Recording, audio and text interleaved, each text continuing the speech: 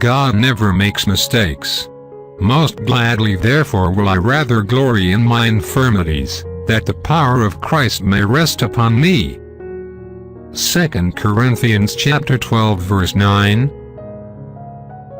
God is especially close to us when we are lying on a sick bed.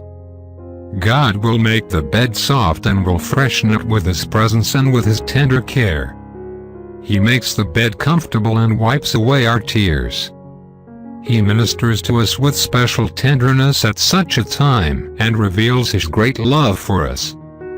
Tell me why the gardener trims and prunes his rose bushes, sometimes cutting away productive branches, and I will tell you why God's people are afflicted.